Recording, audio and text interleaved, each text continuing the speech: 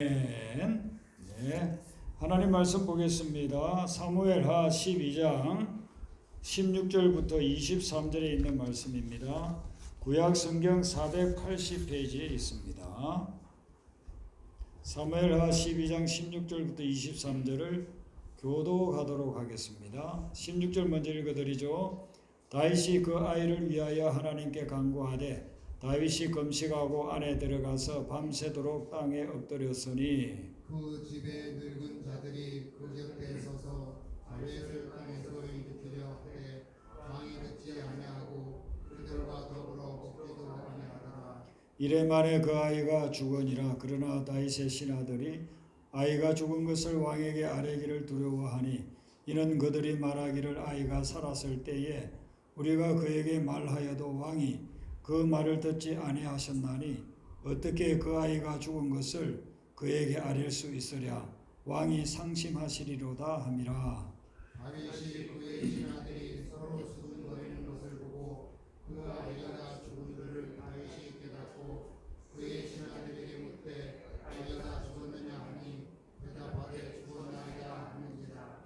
다윗이 땅에서 일어나 몸을 씻고 기름을 바르고 의복을 갈아입고 여호와의 전에 들어가서 경배하고 왕궁으로 돌아와 명령하여 음식을 그 앞에 차리게 하고 먹은지라.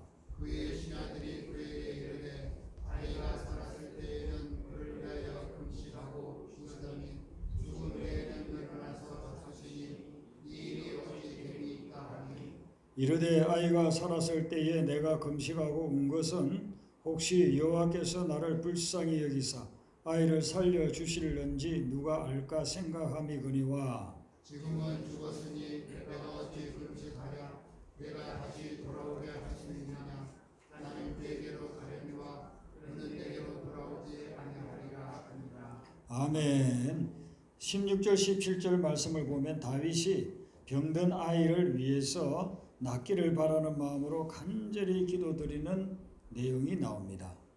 다윗은 자기 아이가 태어났는데 이 아이가 좀 심각한 병에 걸렸습니다. 그래서 이 아이가 낫도록 하나님 앞에 기도하기를 금식하면서 기도했어요. 그리고 밤새도록 우리가 말하는 철야 기도를 땅에 엎드려서 하나님 앞에 기도를 했습니다. 그리고 하루 이틀만 기도한 것이 아니고 18절에 보면 1회 만에 했으니까 7일 동안을 기도한 겁니다. 장기 금식 철야 기도를 한 겁니다. 이렇게 간절히 기도돼서 기도한 것을 응답받았으면 좋았을 텐데 응답받지를 못했어요. 아이는 생명이 끊어지고 다윗의 품을 떠나게 됐습니다. 만약에 우리가 이런 상황을 경험했다고 한다면 어떻게 말하겠습니까? 기도해도 부질없네. 기도해도 응답도 안 오는구나. 어떤 경우에는 다시는 기도하지 않겠다. 이렇게 할 수도 있습니다. 교회를 한 20, 30년 다닌 분이 기도를 안 해요. 그래서 왜 기도를 안 하시냐 물었더니만은 자기가 중고등학교 때 간절히 기도를 드렸는데 하나님이 응답을 안 해줬대요. 그 기도에. 그래서 그 다음부터는 기도 안 한다 그러더라고요. 그런 분이 오늘 이 말씀을 봐야 돼요. 여러분 목회자가 기도하시라고 많이 권고를 하잖아요. 기도하자고도 하고. 그런데 기도 안 하는 분들은 그 이유 중에 하나는 나는 기도해도 응답이 없어. 그래서 기도 안 하는 분들이 대부분이에요. 기도를 했는데 응답이 바로바로 돼 보세요. 기도 안 할 사람이 누가 있겠습니까? 다 기도하겠죠. 현신의 권사님이라고 하는 분은 병든 분들을 위해서 기도를 해주면 그 병이 나아요. 그러니까 매일같이 예배를 드리는데 1000명씩 와가지고 기도받는. 그분은 목회자가 아니기 때문에 목회하는 분은 아니었어요. 근데 그분이 기도를 해주면 병이 나으니까 1000명씩, 그것도 대구에서 시작했다가 서울 용산에 2군데를 2주간 한 달에 2주는 대구, 2주는 서울 와서 하는데도 막 1000명씩 모여서 매일 예배를 드리고 거기서 막 낫고 그랬다 하더라고요.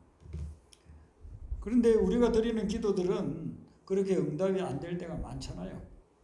그러니까 나는 기도 안 한다 이렇게 하는 거예요. 내가 기도해도 응답이 안 되니까 나는 기도 안 한다.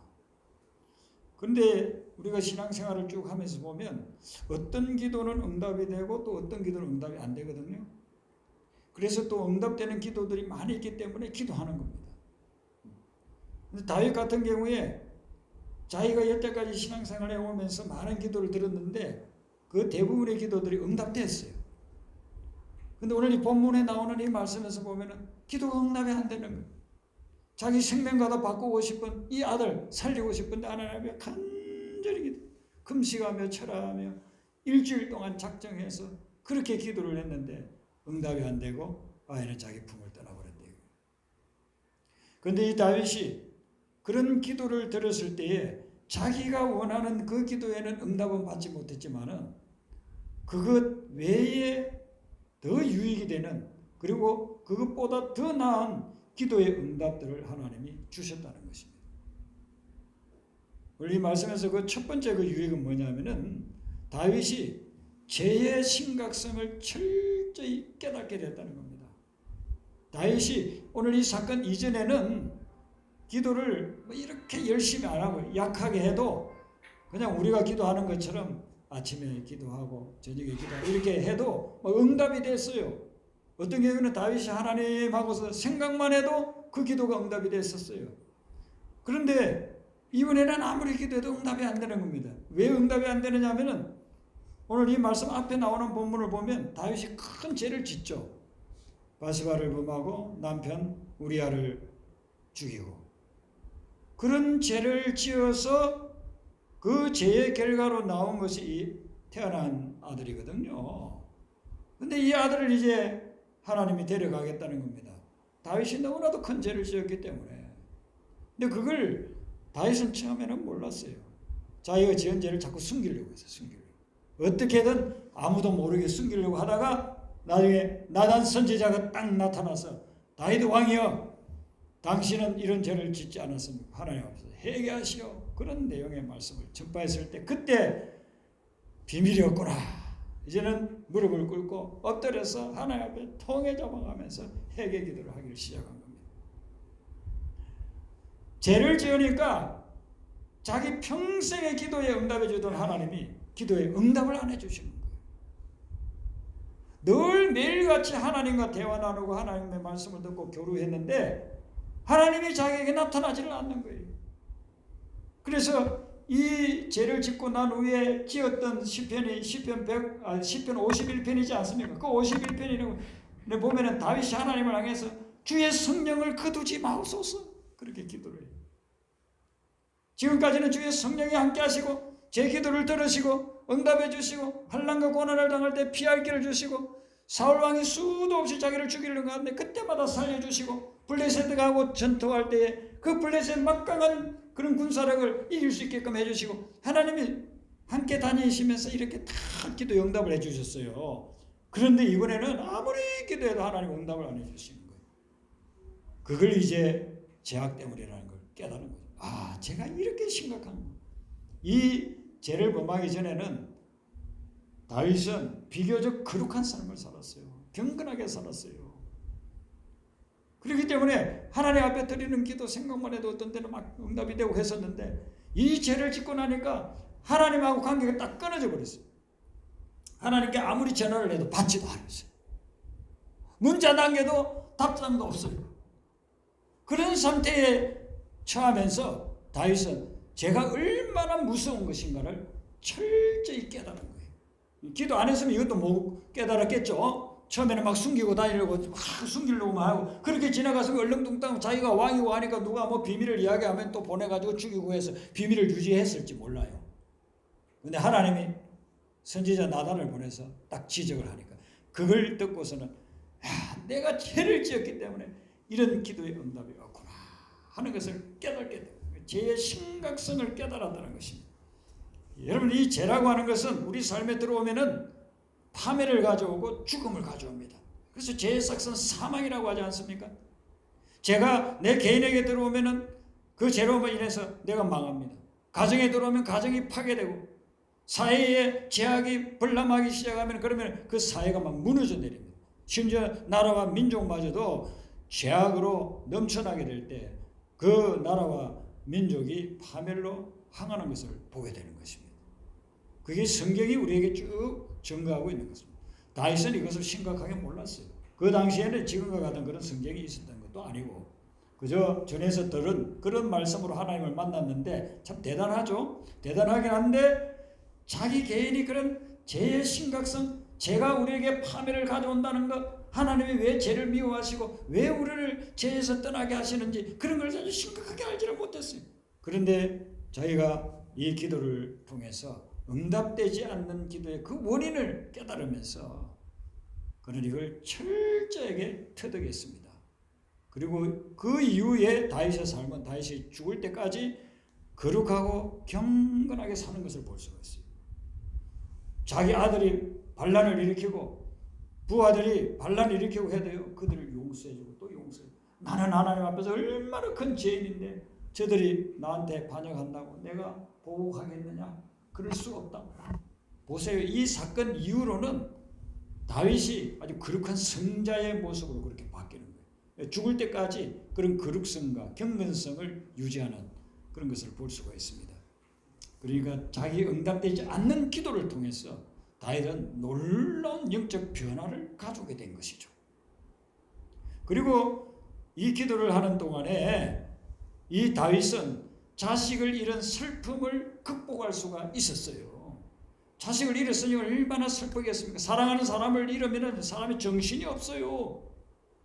그래서 그것으로 인해서 더 큰 고통을 느끼다가 심지어는 삶을 포기하는 사람들도 있지 않습니까? 사랑하는 사람이 먼저 떠난 것 때문에 그걸 견디지를 못해서 자기 삶마저도 포기해버리는 그런 경우들이 얼마나 많이 있습니까? 다윗이 자기가 사랑하는 그 아들을 잃었어요. 그냥은 견딜 수가 없어요. 그런데 기도하면서 기도를 통해서 슬픔을 극복하고 하나님의 위로를 받게 된 것이죠. 우리가 물질을 상실하든 건강을 상실하든 가족이나 사랑하는 사람을 상실하든 상실하면 극한 슬픔이 우리에게 밀려오지 않습니까? 그걸 극복해야 되는데 극복하지 못하면 정말 힘든 거예요. 제 고향에 어릴 때부터 이렇게 같이 뛰어놀았던 친구가 있습니다. 그런데 그 친구 어머니가 이 친구가 중학교 들어갈 때쯤인가 투병하다가 돌아가셨습니다. 그런데 엄마에 대한 그 사랑이 너무 강한 친구였어요. 그 어머니가 돌아가시고 난 후에 이 친구가 생활을 잘 하지를 못해요. 늘 어머니 생각하면서 노래도 잘 부르고 수영도 잘하고 축구도 잘하고 이런 머리도 똑똑한 친구였어요. 근데 밤만 되면 그 동네 밖에 나와가지고 그 지금 우리가 늘 하는 뭐 그 유행가들 트로트 있죠. 그걸 부르는 거예요. 그 어머니를 그리워하는 그런 노래. 그걸 부르면서 사람들이 어른들이 밤에 자야 되는데 노래를 부르면은 가서 노래 부르지 말라고 할 거잖아요. 한 사람도 수십 명이 사는 그 마을인데 한 사람도 그 말 안 해요. 아유 엄마가 얼마나 보고 싶으면 저런 것이 저렇게 노래를 부르고 있나. 다들 이해를 하고 몇 시간을 불러도 그렇게 이해를 했어요. 그런데 이제 저는 중고등학교 다니고 가느라고 그 친구하고 헤어졌어요. 헤어지고 만나지도 못하고 그렇게 했는데 나중에 소문을 들어보니까 이 친구가 시름시름 앓다가 그냥 세상을 떠났다는 것입니다. 슬픔을 어머니 이런 슬픔을 극복하지 못해가지고 그래 계속 거기에 몰입해. 그 친구가 교회를 다니더라면 극복했을 텐데 교회도 다니지도 않았고 뭐 그 동네에 교회도 없으니까 그 슬픔을 극복하지 못하고 결국 어린 나이에 지금이만 고등학교 다닐 나이에 세상을 떠났어요. 우리가 어떤 상실을 했다면은 그것에 대한 슬픔 그걸 반드시 극복해야 되는데 그 극복의 통로는 기도에 있는 줄로 믿습니다. 여러분들이 하나님께 기도하고 하나님께 여러분들의 그 상실의 아픔과 고통을 다 토해놓으면 하나님 앞에 전부 다 말씀드리고 그리고 기도를 통해서 토해놓으면 하나님께서 그것을 극복할 수 있는 힘을 주십니다. 그래서 다윗은 자기 아들을 잃은 그 슬픔을 기도를 통해서 극복해 나갈 수가 있었던 것이죠. 한 가지 더 다윗이 비록 그가 드린 기도는 응답받지 못했지만은 기도를 통해서 얻은 그런 또 유익이 있는데 그 유익은 뭐냐면은 오늘 말씀 뒤에 나오는 24절 25절에 보면 하나님이 다윗에게 새로운 아이를 주었다는 것입니다. 새로운 생명을 허락해 줬다는 것이죠. 성경을 가진 분들은 그 24절 25절을 한번 보시기를 바랍니다. 제가 한번 읽어드리겠어요. 24절에 보면 이렇게 됐어요. 다윗이 그의 아내 바세바를 위로하고 그에게 들어가 그와 동침하였더니 그가 아들을 낳음에 그의 이름을 솔로몬이라 하니라. 여호와께서 그를 사랑하사 25절에는 선지자 나단을 보내가지고 그 아이의 이름을 여디디아라고 했다는 것이죠. 자, 여러분 이것은 뭘 이야기하느냐면은 다윗이 하나님 앞에 간절히 기도했을 때에 제약으로 말미암아 그 아이는 세상을 떠났지만은 다윗의 그 기도함을 보시고 하나님이 새로운 아이가 태어나게끔 그렇게 은혜를 베풀어 주셨다는 뜻이에요. 솔로몬은 그 의미가 평화나 평안이란 뜻입니다. 우리가 흔히 말하는 살롬이라는 말을 많이 듣지 않습니까? 그 살롬이나 솔로몬이나 똑같은 겁니다. 불안에 떨고 있는 이 다윗에게 하나님께서 평안을 주시고 그의 마음을 회복할 수 있도록 주 안에서 평안을 누릴 수 있도록 그 솔로몬을 주셨다는 것입니다. 그리고 그가 회개한 것에 대해서 용서하시면서 하나님께서 다시 평안을 주신 그것을 이 이름 속에 담고 있다는 것입니다. 근데 여디디아의 뜻은 뭐냐 하면 여디디아는 여호와의 사랑을 받은 자라는 그런 뜻이에요. 그래서 솔로몬의 이름이 두 가지예요. 솔로몬이라고 지었는데 나단 선지자가 와가지고 그 아이 이름을 여디디아라고 그랬어요. 여호와의 사랑을 받은 자라는 것입니다. 이름 자체는 솔로몬에게 준 것이지만은 이 메시지는 다윗에게 주는 메시지. 다윗아, 네가 철저히 회개하고 기도했느냐? 내가 여전히 너를 사랑한다 하는 그 메시지가 아들 이름에 들어있는 것입니다. 그래서 그의 삶을 회복시키는데 다윗이 회복할 수 있었던 근거는 다른 것이 아니에요. 하나님 앞에 기도하고 또 기도했기 때문에 그 엄청난 재앙을 극복하면서 회복될 수가 있었다는 것입니다. 동일한 사람 나단이 다윗에게 기도하기 전과 기도하기 후가 완전히 달라요. 기도하기 전에 나단 선지자가 왔을 때에는 다윗 왕이여 회개하시오. 하나님의 심판이 이를 것이요. 칼이 당신의 집안에서 떠나지 않을 것이요. 칼이 떠나지 않는다는 것은 결국 계속해서 싸움이 일어난다는 그런 말이지 않습니까? 그렇게 심판을 경고했는데 다윗이 간절히 기도드리고 난 후에 나단이 다시 찾아왔어요. 다시 찾아왔을 때에는 그에게 하나님의 평안이 당신에게 있을 것이다. 그리고 하나님이 여전히 당신을 사랑하고 있다.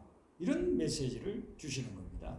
기도하기 전과 후가 이렇게 엄청나게 달라지는 겁니다. 우리가 하나님 앞에 진심으로 신실하게 기도하면 우리의 삶이 비포와 애프터로 바뀌어요. 사진을 보면 그러잖아요. 무슨 뭐 염색 약이라든지 또 다이어트 약 같은 거 그런 거 선전할 때 비포에는 이랬는데 그 애프터에는 이랬다. 그 약을 바르니까 그 약을 먹어보니까 이렇게 바뀌었다잖아요. 그런데 기도가 그렇습니다. 기도하기 전과 기도하기 후에는 놀라운 변화가 있습니다. 차이가 있습니다. 열왕기하 20장에 보면 히스기야 왕이 나오잖아요. 히스기야 왕이 하나님 앞에서 비교적 잘했는데 또 이 히스기야도 하나님 앞에 범죄를 했습니다. 그때 하나님이 누굴 보냈느냐면 이사야 선지자를 보내요. 이사야 선지자를 보내서 당신이 이제 죽을 것이요 그런 심판의 말씀을 전하고 간단 말이죠. 그랬을 때 히스기야가 내가 감히 죽다니 하면서 그 선지자를 갖다가 핍박한 것이 아니고 그 말씀을 그대로 받아들여서 하나님 앞에서 간절히 회개 기도를 드렸습니다. 그래서 눈물을 흘리면서 기도했습니다. 그때 하나님이 내가 내 기도를 들었고 네 눈물을 보았다. 그렇게 간절히 기도드리고 난 후에 하나님이 다시 이사야를 보내요. 이사야를 다시 보내가지고 하나님이 히스기야 왕이 당신이 드린 그 기도를 다 들으셨습니다. 그리고 통해 자복하면서 애통해하는 그 눈물도 보았습니다. 하나님이 당신의 생명을 연장해 줍니다. 그래서 15년을 더 살았습니다. 희석이는 죽을 수밖에 없었어요. 그때까지 살아온 걸로 볼 때는 딱 죽게 돼 있었는데 그가 하나님 앞에서 간절히 기도드리고 난 후에 바뀐 거예요. 15년을 하나님이 더 연장해줘서 살게끔 했다는 것입니다. 희석이가 만약에 기도하지 않았다? 그럼 죽었어요. 왜냐하면 구약에 보면 북왕국의 왕들과 남왕국의 왕들 보면 하나님이 그렇게 했을 때 기도하지 않은 사람은 다 죽었어요. 기도하지 않고 하나님이 경고했음에도 불구하고 그걸 무시하고 하나님 앞에 나와서 회개하지 않고 기도하지 않은 사람들은 다 죽었거든요. 그런데 히스기야는 그 말을 듣고서 하나님 앞에서 무릎 꿇고 옷을 찢으면서 회개하면서 하나님 살려달라고 기도를 했거든요. 그랬더니만은 그 회개를 하나님이 받으시고 그를 변화시켜서 15년 동안 더 살게끔 만들어 주셨다는 것입니다. 여러분, 우리가 이런 사건들을 성경을 통해서 볼 때 기도하지 않을 수가 없어요. 하나님 앞에 정말 기도하고 부르짖고 아뢰고 또 기도를 통해서 하나님의 음성을 들으면 내 인생이 바뀌는 거예요. 변화의 역사가 일어나는 것입니다. 저는 예수님을 믿고 목회자가 되고 기도를 제일 중요하게 생각합니다. 저는 목회를 어떻게 하십니까? 이렇게 물으면 저는 기도 목회합니다. 후배 목사님들 만나서 목회에 대해서 뭐 좀 한마디 해주세요. 그렇게 하시는 분이 있으면 저는 무조건 기도 목회하세요. 그렇게 합니다. 기도를 통해서 하나님이 응답해 주시고 기도를 통해서 변화시켜 나가시고 기도를 통해서 복음이 전거되게 하시고 하나님의 역사가 그렇게 일어나는 겁니다. 지금 뭐 저희들도 이제 여기서 개척을 해가지고 개척교회 예배 드리고 또 보상 받는 것도 우리 장로님이 아까도 말씀하셨지만은 보상 전담반이 왔어요.